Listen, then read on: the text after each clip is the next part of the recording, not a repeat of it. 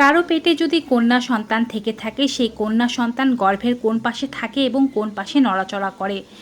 সাধারণত পঞ্চম থেকে ষষ্ঠ মাসের মধ্যে বাচ্চা প্রথমবার গর্ভের মধ্যে নড়াচড়া শুরু করবে।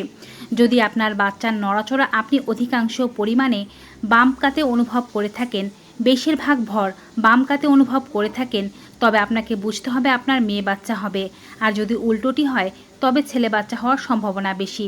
তবে বাচ্চা সবসময় যে বাম কাতে নড়বে ব্যাপারটি এমন নয়।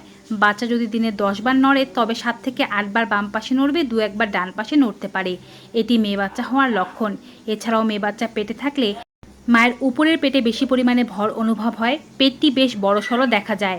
এছাড়াও আপনি খেয়াল করতে পারেন আপনার ওজন কোথায় বেশি বাড়ছে। যদি পেট, কোমর ছাড়াও শরীরের বিভিন্ন অংশে চর্বি জমা হতে শুরু করে, মুখটা আগের চেয়ে বেশি পরিমাণে বড় হয়ে যায়, সেক্ষেত্রেও এটি মেয়ে বাচ্চা হওয়াকে ইঙ্গিত করে থাকে।